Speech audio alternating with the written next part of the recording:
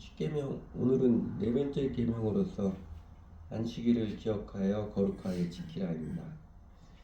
그 8절은 안식일을 거룩하게 지키라는 계명의 선포이고, 그리고 9절 10절은 어떻게 안식일을 지키며 살아야 하는지 구체적인 지침이고, 11절은 왜 안식일을 지키며 살아야 하는지를 가르쳐 주었지요. 근데 십계명 중에 이 네 번째 안식일 계명이야말로 율법을 문자적 적용이 아니라 원리적인 해석과 적용을 해야 하는 대표적인 계명입니다. 십계명 서론할 때 말씀드렸듯이 그 십계명으로 대표되는 율법은 문자 그대로 실천해야 한다는 문자적 적용도 아니고요. 그때그때 상황에 따라서 가변적인 상황 논리적 적용도 아니고, 하나님을 사랑하고 이웃을 사랑하는 율법의 근본 정신에 비추어서 문자적 지침의 기준을 따라서 열려진 태도로 적용하는 원리적 적용을 해야 합니다. 그 원리적 적용은 우리 하나님의 백성들에게 간신히 문자적 규범만 범치 않는 소극적 태도를 벗고서 문자적인 지침을 적극적인 해석과 능동적 적용을 하게 하는 창의적인 사고와 깨어있음의 태도를 필요함을 가르쳐 줍니다. 그러니까 크리스찬의 윤리는 아무 생각 없이 쉽게 아무 때나 들이대는 문자적 율법이 아닙니다. 로마서 12장 2절 말씀, 너희는 이 세대를 본받지 말고 오직 마음을 새롭게 함으로 하여 변화를 받아 하나님의 선하시고 기뻐하시고 온전한 뜻이 무엇인지 분별하도록 하라. 그 말씀이 가르쳐 주시지, 하나님의 선하시고 기뻐하시고 온전한 뜻이 무엇인지 분별하면서 살아가야 하는 건강한 사고의 배움과 그 성숙이 필요함을 전제로 합니다. 그래서 그리스도는 평생 하나님의 뜻을 배우고 따르는 제자들이고, 그래서 교회는 인생학교이고 하나님 배우는 하나님 학교이고, 그리스도의 제자들을 배우는 제자도 학교이고, 그리고 하나님 사랑, 이웃 사랑하고 삶을 살아가는 사랑의 학교입니다. 근데 놀라운 것은 이거죠. 쉽게 규범을 정해놓고 아무 생각 없이 아무 때나 들이미는 그 안이한 태도가 아니라 깨어서 배우고 하나님의 뜻이 무엇인지 분별하여서 알아가는 과정. 그 제자로서 인생에 하나님의 인재가 있고 하나님의 은총이 있어서 우리가 비로소 행복을 누린다는 것입니다. 그래서 저희가 신앙생활 30년, 40년이 넘었어도 아침마다 기쁘게 큐티를 하는 것이고, 주일마다 설교 듣기를 좋아하고 성경 공부하기를 즐거워하는 것입니다. 율법, 이 십계명 중에서도 이 네 번째 안식일에 관한 계명을 문자적 적용에 충실한 대표적인 예가 유대인들이 오늘날에도 행하고 있는 39개의 금지 조항이 있습니다. 그 미시나라고 율법을 좀 구체적으로 해설한 구체적인 지침 미시나에 실려 있는 안식일에 금지된 39개 금지 조항, 39개 멜라쿠트라고 그럽니다. 그 중에 몇 개를 예를 들면 이런 것입니다. 머리 빗으면 안 되고, 수염 깎으면 안 되고, 음식을 가열하면 안 되고요, 손발톱도 깎으면 안 되고, 스위치 불을 켜거나 끄면 안 되고, 안식일 전에 깜빡 모르고 켜두었으면 그걸 안식일 내내 켜놔야 되고, 그 다음에 어두운 곳인데 안식일 전에 꺼두었으면 안식일 내내 또 그냥 놔둬야 되고, 그 다음에 안식일에 지나가다 옷이 모퉁이에 걸려가지고 실밥이 튀어나온 것을 그것을 매듭지어서 눌러놓거나 집어넣으면 안 되고, 화장지처럼 이렇게 절취선 있는 거 그것을 잘라서 쓰면 안 되고, 그래서 안식일 전에 쓸 만큼 화장지 이렇게 잘라놓습니다. 알파벳 2글자 이상 쓰는 것은 금지합니다.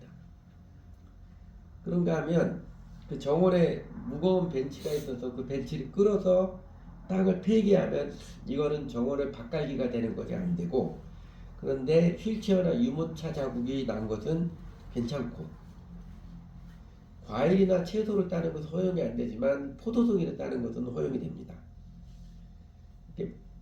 과일에 매달린 과일의 냄새를 맡는 것은 안 되지만 자라가는 꽃의 냄새를 맡는 것은 괜찮고, 안식일에 과일을 짜서 주스를 만드는 것은 금지한데 주스를 흡수할 수 있는 고체, 예를 들어 식빵 같은 거에 그 위에다 올려놓고 짜는 것은 허락이 되고 그렇습니다. 기준은 그게 일이냐 아니냐로 구분을 하는데 그래가지고 어디 복잡해서 살겠습니까? 그래서 예수님께서 사람이 안식일을 위하여 있는 것이 아니라 안식일이 사람을 위하여 있는 것이다. 잘라서 말씀하시며 율법은 우리 사람들의 행복한 삶을 위하여 주신 지침임을 확인해 주신 것입니다. 그리고 예수님께서 당대의 종교인들 눈에는 많이 거스른 것이지만 그래서 그들로부터 미움을 받고 비난을 사고 했지만 안식일에 밀리삭을 잘라먹는 제자들을 적극적으로 두둔하셨고 안식일에 일부러 병자들을 고치기를 5번이나 행하셨습니다.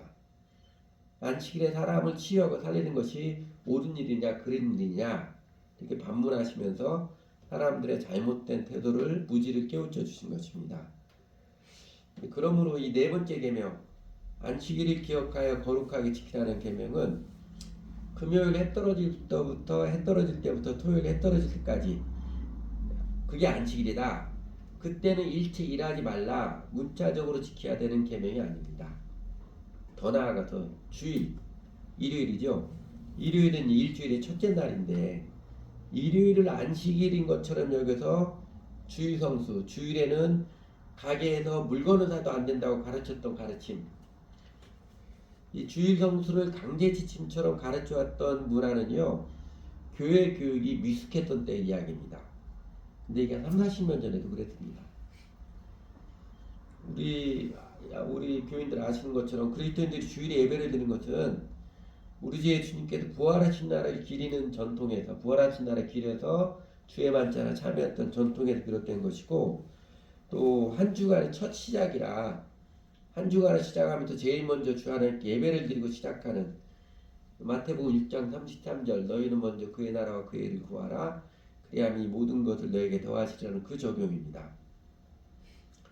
사실 여러분 신약 성경이 쓰여지고 정경으로 완성된 것도 2000년 전인데 1600년 이 정도 전인데 사실 교회에서요 성경 공부가 보편하게 시작된 것은 200년도 채 안 됩니다. 물론 그전에 사제들 목사들 성경을 공부했었지만 교인 전체가 성경을 보편적으로 공부하면서 그래서 여러 사람 중에서 성경 메시지가 건강하게 검증이 되게 해석하고 받아들이는 게 얼마 안 되었어요. 여러분 3, 40년 전까지만 해도 한국 교회는 주일에 가게에서 물건을 안 사는 사람이 훌륭한 교인, 진짜 성숙한 교인인 것처럼 인식되고 가르쳐져 왔으니까 이 복음의 바른 메시지가 밝혀진 게 그렇게 오래된 것이 아닙니다. 그러니 안식일 주례를 가지고 주일 성수 운운하면서 예배 절대로 빠지면 안 된다 이렇게 강박관념에 빠지거나 또는 그렇게 가르치거나 전하지는 말아야 합니다. 그렇다고 주일 예배 쉽게 빠져도 되는구나 이렇게 육신의 편리함을 따르는 방향으로 막 나가지는 말아야지요.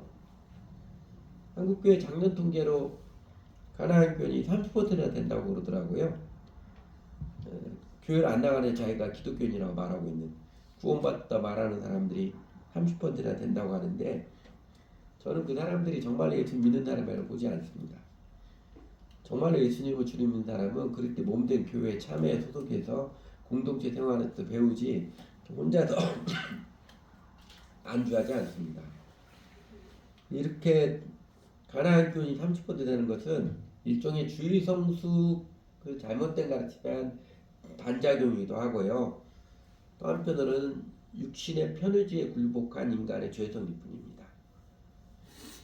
영어 단어로 오픈 앤 신시어 개방적이면서도 충실한 태도가 이게 정답입니다.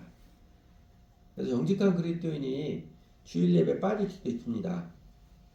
그리고 정직한 그리스도인은 빠지면 안 된다는 그 강박관념 때문에 예배드리는 게 아니라 무엇보다도 하나님을 사랑해서 또 교회 가족들을 사랑해서 모이기를 즐거워하며 신실하게 들어가는 그 마음의 사람들입니다. 그래서 제가 약간 농담 비슷하게 천재지변이나 직계가족의 관원상제일 아니면 예배 성경학교 교회 얘기도 빠지는 거 아니라고 하는 게 그래서 그렇습니다. 개방되면서도 충실한 태도, 신실한 태도입니다.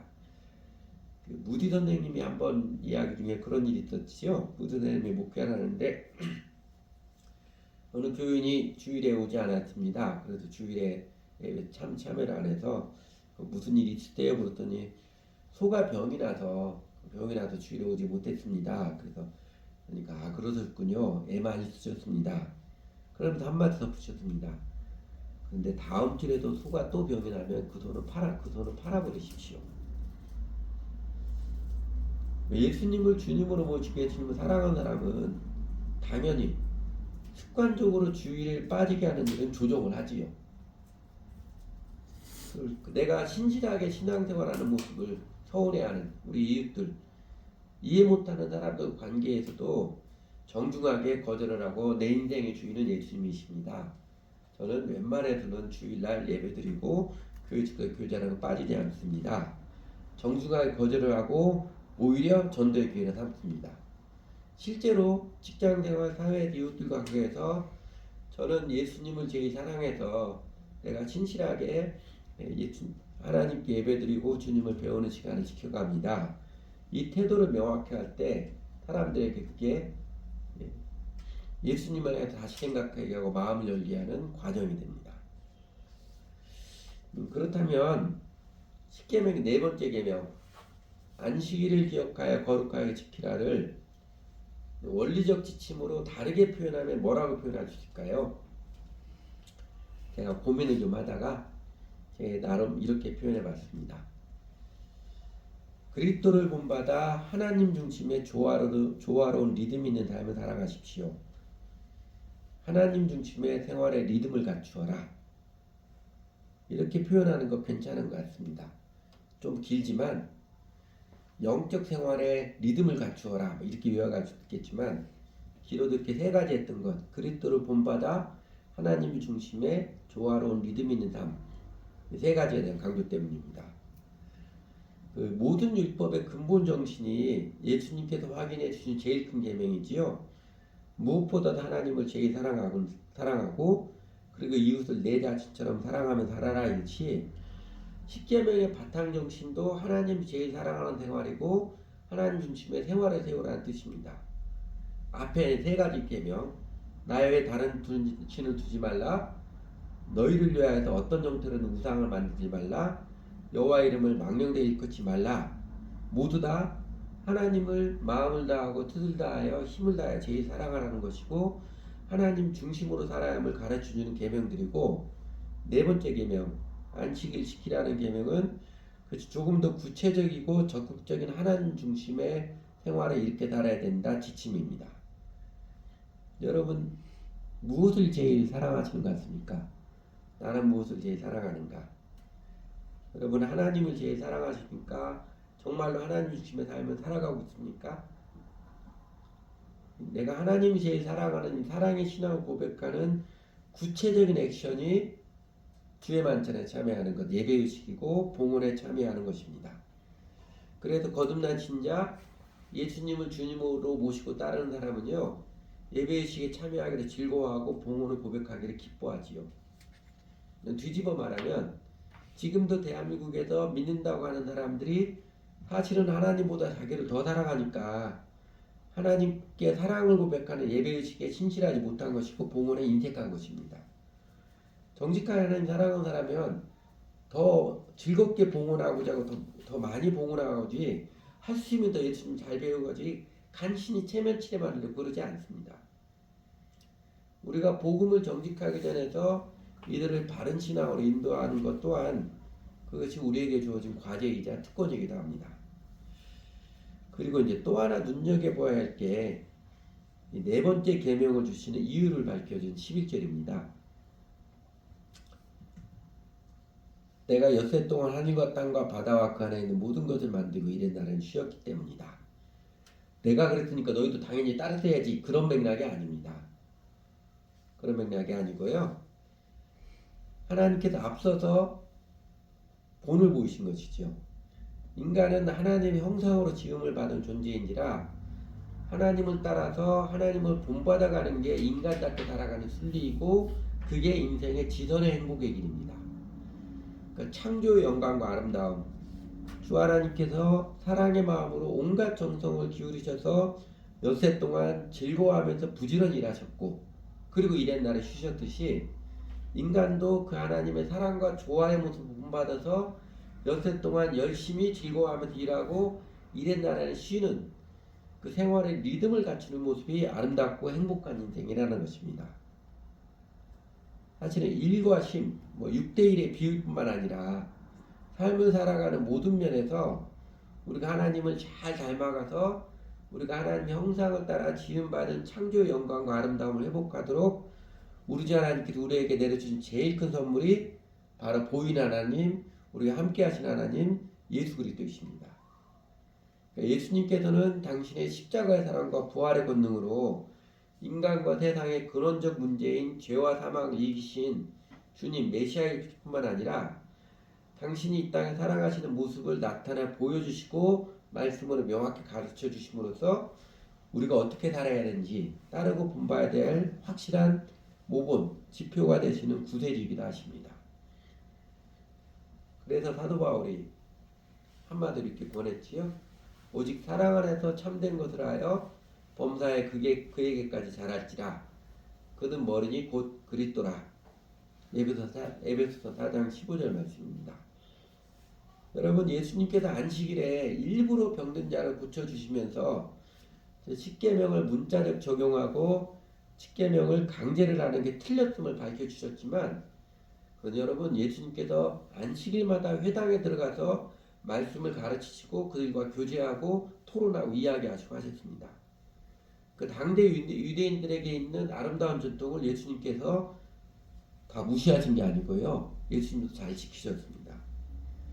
그 한 단면에처럼 예수님께서는 삶의 모든 측면에서 하나님을 사랑하고 이웃을 사랑하는 삶이 어떤 모습인지, 사랑으로 참된 것을 말하고 행하는 삶이 어떤 모습인지 반듯하고 아름다운 삶을 사셨고, 그렇게 우리에게 확실한 모본이 되어 주셨습니다. 어쩌면 예수님께서는 그 사랑의 삶을 잘 살아가도록 당신께서도 먼저 습관을 주셔서 새벽 5일에 미명에 일어나 한적한 곳으로 가셔서 기도하셨고, 그리고 안식일마다 다른 유대인들과 함께 제자들과 함께 회당에서 하나님을 사랑하는 마음을 함께 나누며 이야기하시고 바른 도를 가르치시고 하셨습니다. 우리 인생의 행복과 가치는요, 예수님을 닮아가는 데 있습니다. 죄악으로 망가지고 사람마다 자기 욕심에 치우쳐서 어지러운 세상 가운데 예수님처럼 사랑으로 참된 것을 말하고 행하기를 즐거워하며, 또 어떤 사람이 싫어하고 미워해도 세상에 알아주지 않고, 또 그렇게 사랑으로 참된 것을 말하고 행하기가 그 길이 더 어렵고 힘들어도 우리 주 예수님을 따라 하나님을 제일 사랑하고 이웃을 사랑하며 살아가는 삶을 살아가는 데에서 그 길에서 비로소 인생살의 행복과 보람을 경험을 합니다. 인생의 보람과 행복은요, 고통의 부재나 내 욕망의 달성에 있는 것이 아니라 하나님이 함께 하심, 하나님 임재에 달려있기 때문에 그렇습니다. 그러므로 그리스도를 본받아 하나님 중심의 조화로운 리듬 있는 삶을 잘 세우십시오. 이게 십계명의 네 번째 계명입니다. 일요일에 예배만 드리면 되었다가 아니고요, 일주일 전체를 하나님께 예배드리고 교제해야 하는 때, 그리고 부지런히 일해야 되는 때, 마음과 몸도 쉬어야 하는 때, 조화로운 리듬을 잘 설정해서 열려진 마음과 신실한 태도로 삶을 아름답고 반듯하게 세워가십시오. 당연히 교회에서 그냥 교회만 잘 나오시게 아니고요, 삶 전체를 어떻게 살아가야 되는지 코칭을 해야 되고 코칭을 받아야 되는 것입니다. 하나님 중심이 우선이라 예수님께서 그러셨듯이 매일 주님과 말씀과 기도로 사랑의 교제를 나눈 시간, 이거 거의 절대적으로 우선하여서 세우시고요. 예수님도 그러셨고, 예수님의 가르침을 따라 초대교회 성도들이 모범을 보였듯이 믿는 사람들이 함께 모여서 영적 지도자의 가르침을 따라서 떡을 떼며 함께 기도하며 함께 교제하게 헌신하는 그 우선순위를 명확히 세워가십시오. 그리고 내가 일해야 하는 시간, 양쪽으로는 주님과 교제하고 또 형제자매가 교회 생활 드리는 시간보다는 평균적으로 6배 이상은 훨씬 더 많지만, 더 많은 시간들에 게으르지 말고 딴짓하지 말고 힘써서 일해야 됩니다. 힘써서 열심히 할 때 쉼의 기쁨이 있고요. 쉼을 통해서 힘써서 열심히 하는 열망을 얻습니다. 그래서 정직한 그리스도인들은 사도 바울이 에베소서 5장 15절에서 그런즉 너희가 어떻게 행할 것을 자세히 주의하여 지혜 없는 자 같이 하지 말고 오직 지혜 있는 자 같이 하여 세월을 아끼라 때가 악하니라 가르치는 것입니다. 그래서 저희 교회가 해마다 그림자 밟기 돈내 잡기 하는 것이고요. 급한 일에 쫓겨서 살지 말고 개인 경건 생활과 교회 생활에 친절하게 우선순위를 세워서 살라고 강조하고 어떻게 살아가고 있는지 구체적인 삶을 나누고 하는 개인 교제, 개인 코칭을 행하고 있는 것입니다.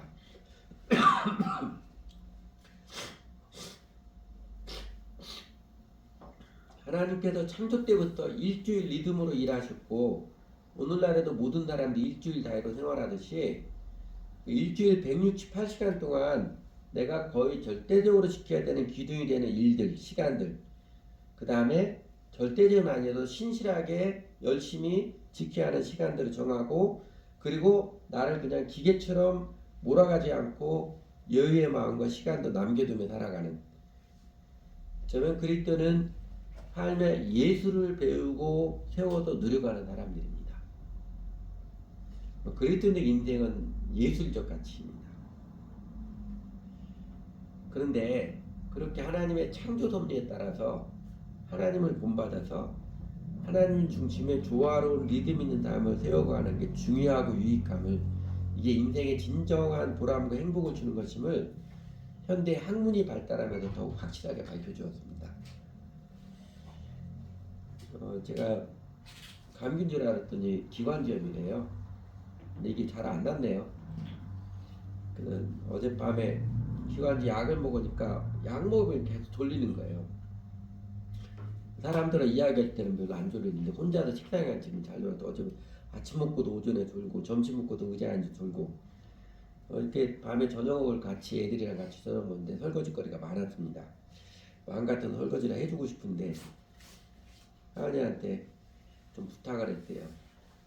하은이가 점심 때도 설거지를 했는데 그래서 하나 저녁 때도 오늘은 네가 설거지 좀 해줘야 되겠다. 아빠가 그 기관지에 아직 덜 나와서 약 먹으면 자꾸 졸려서 설교 원고 써야 하는데 저녁 때 또 졸릴까 모르니까 네가 수고 좀 해주라 그랬더니 응 내가 할게 뭐 쉽게 얘기하시더라고요. 그러면서 한마디 하은이가 덧붙인 거예요. 아빠 힘들면 한 10년 전에 했던 설교 또 해. 아무도 기억 못해 그러더라고요.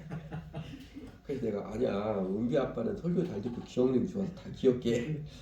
웃음에 대었는데 그리고 나서 번뜩 떠오르는 게 생활의 리듬. 얼마 전에 글 쓴 게 있었지 생각났습니다. 찾아봤어요. 2000년 10월에 쓴 글이더라고요. 오늘 설교 마무리는 그 글의 이야기로 매짐하겠습니다.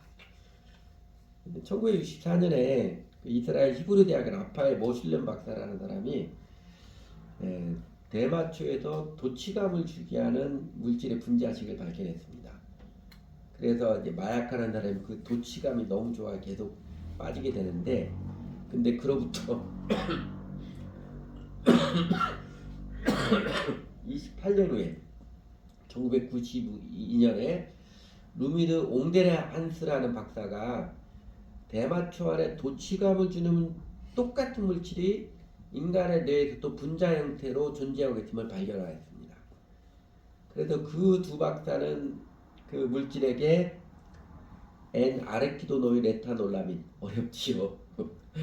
학명을 붙였습니다. 이게 너무 길고 어려워서 일반 용어로 아난다미드다 그렇게 이름을 지었습니다. 아난다미드라는 단어는 아난다는 산스크리트어인데 더 없는 행복, 큰 기쁨을 주는 것이라는 뜻입니다. 그래서 아난다미드는 내적인 지선의 행복, 지고의 행복이라는 뜻이고 또 몸속 마리아나라고 그렇게 불렀습니다. 뇌 속에 존재하는 몸속 마리아나라고 불렀습니다. 여러분 이제 많은 사람들이 상식으로 알고 있는 행복 전달 그 호르몬이 엔돌핀이라고 그러잖아요. 엔돌핀은 신체의 자연산 모르핀이라는 뜻입니다. 엔도지니어스 몰핀의 약자거든요. 그래서 신체의 자연산 모르핀. 이 엔돌핀은요, 이 아난다미드가 먼저 나와서 뇌를 자극해야 분비된다고 합니다.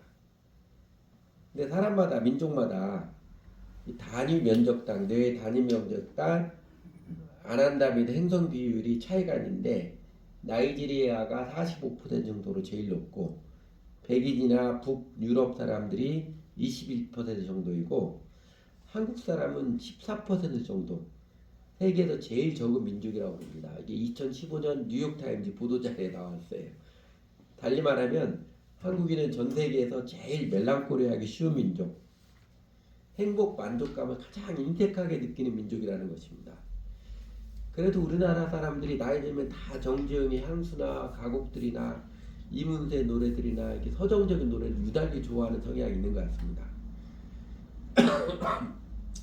그리고 흥미로운 것은 그 심리학자들의 분석에 하면 이 아난다미드라는 행복물질이 적은 민족일수록 잘 쉴 줄 모르는 부지런한 일벌레들이라는 것입니다.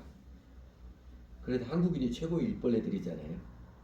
한국인의 근면성이 행복물질의 부족 때문이라는 것은 좀 아이러니지요.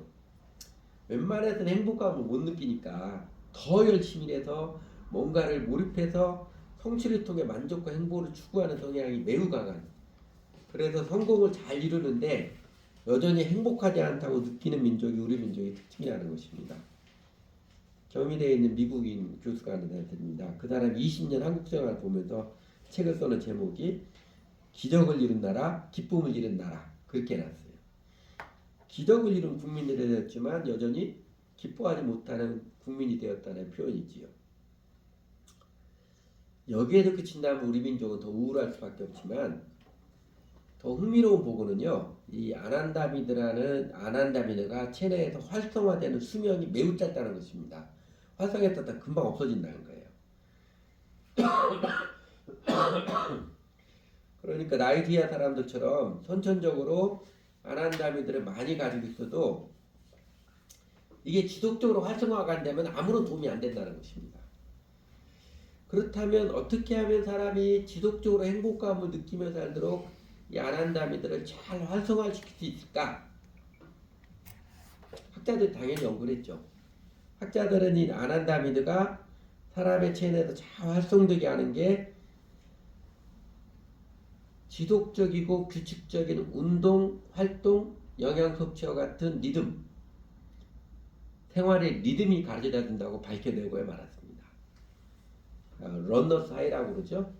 마라톤이나 자전거 타기처럼 엔돌핀이 극적으로 활성되어서 거의 환각 상태처럼 최고 행복을 누리는 모습을 런너스 하이라고 그러잖아요. 마라톤 똑같은 동작이 계속 반복이지요. 자전거 타기도 마찬가지고. 그러니까 이 런너스 하이도 신체의 지속적인 리듬 표현이 최고적으로 다다를 때 이루어진다고 합니다. 그러니까 결국 행복은요, 삶의 리듬, 신체든 마음이든 리듬 있는 생활의 산물입니다. 창세기, 하나님의 창조 스토리가 가르쳐주는 바 삶의 조화가 아름다운 인생들고 삶의 리듬이 행복한 인생을 안겨줌을 밝혀준 것입니다. 엿새일하고 하루 잘 쉬어라. 그냥 문자적으로 엿새일하고 하루 잘 쉬어라 그게 아니죠. 이 생활의 리듬을 강조한 넷째 계명도 결국은 우리 인생들의 행복을 위한 계명을 밝혀준 것입니다. 내가 오늘 내 행복을 위하여 내게 명하는 여호와의 명령에 귀를 지킬 것이냐 아니냐 했던 것처럼요. 근데 런너스 하이, 달리기나 자전거처럼 일개 운동, 리듬 있는 운동이 아난다미드, 엔돌핀을 활성화시켜서 도취감에 가까운 행복감을 준다면 여러분 나의 시간, 나의 활동, 재물, 마음, 생활 전체를 조화 가운데 리듬 있게 살아간다면 그 행복감은 얼마나 놀랍겠습니까?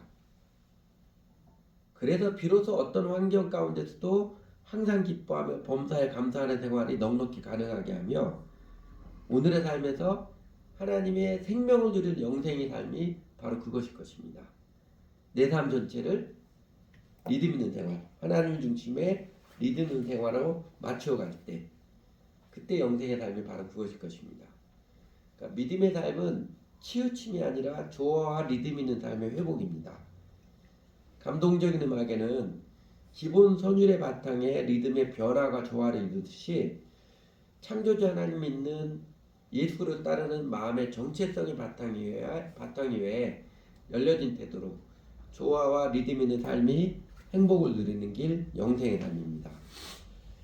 그러므로 10계명의 넷째 계명에 따라서 하나님을 본받아 그리스도 중심의 조화로운 리듬이 있는 삶을 잘 세워가십시오. 하나님 중심의 생활 리듬을 아름답고 강건하게 세워가셔서 영생을 누리며 사시기를 바랍니다. 같이 기도하지요.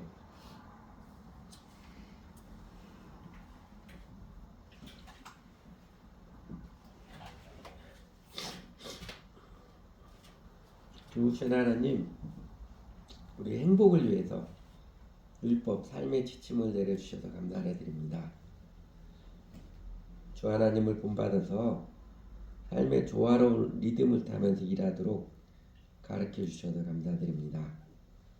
하나님, 우리 스스로의 힘과 의지로는 번번이 실패할 수밖에 없었는데 주님께서 십자가의 사랑과 부활의 능력의 은혜를 베풀어 주시고 성령님으로도 저희들에게 찾아와 주셔서 우리들의 주님 되어 주셔서 저희가 이전에는 육신이 연약하여 할 수 없었던 삶을 이제는 우리 안에 계신 성령님께서 우리를 감동하시고 이끌어 주시고 힘주셔서 이제는 넉넉히 주의 힘을 본받는 삶, 그리스도의 중심의 삶, 하나님을 사랑하고 이웃을 사랑하는 조화로운 리듬의 삶을 배우며 살아가게 이끌어 주셔서 감사를 드립니다. 하나님, 여전히 연약한 저희들 모습을 숱하게 많이 보지만 그래도 주님께 인생을 의탁하고 주의 심을 배우며 따르게 헌신된 삶을 살아가는 동안 그 영생의 삶이 무엇인지, 얼마나 짜릿한 것인지, 하나님과 함께 하시는 도우심이 무엇인지 감동적으로 점점 더 실제적으로 누리며 살게 해주셔서 정말 감사를 드립니다. 하나님, 그럼에도 불구하고 저희 안에는 여전히 대충 쉽게 살려는 육신의 죄성이 끈질기게 남아있어서 생각하기 싫어하고 대충 소극적으로 면피만 하려고 코앞일만 급급하려고 하고 그러기 잘합니다. 저희들의 연약함을 긍휼히 주시고 용서해 주십시오. 하나님, 그리고 더 나아가서는 여전히 하나님의 뜻을 따르기보다는 그냥 내 마음대로 내 판단대로 살려는 자아의 오만이 끈질기게 남아있음을 하나님 용서해 주시고 불쌍히 여기시기를 간절히 기도드립니다. 하나님, 살면서 그런 여러 실패들과 우리 연약한 모습 보게 하시다. 저희로 저희 자신의 실상을 보게 해주신 손길에 오히려 감사를 드립니다. 저희가 하나님께서 우리들의 연약한 실상을 보여주실 때마다 외면하거나 안 그런 척 가면 쓰지 않도록 성령님 도와주십시오. 오히려 우리의 연약함과 죄인됨을 솔직히 인정하고 그럼에도 불구하고 저희를 사랑하시는 십자가의 자비와 은혜의 주님을 바라보고 의지하며 나아가도록 그 은혜의 주님을 의지하고 다시금 주님을 따르며 삶을 살아가도록 성령님 계속해서 저희를 감동해 주시고 깨우쳐 주시기 원합니다. 저희들에게 완전한 죄의 용서를 내려주신 그 은혜와 자비의 사랑에 의지하여서 날마다 다시금 감사하며 이제는 자만하지 않고 조용히 주님을 따르는 삶의 행동들, 사랑으로 참된 것을 말하고 행하는 삶을 배우며 들어갈 때에 우리 주님께서 더 친밀히 함께 해주셔서 참된 행복과 보람을 내려주시는 그 영생을 더욱 실감나게 더욱 크게 맛보며 살아가는 저희들 되도록 이끌어 주시기 바랍니다. 그래서 저희가 살아가면서 신앙의 연륜이 깊어질수록 더욱더 주 하나님을 노래하며 하나님의 은총의 손길에 기뻐하며 주님을 더욱더 사랑하며 살아가고 싶습니다. 예수님 이름으로 기도드렸습니다. 아멘.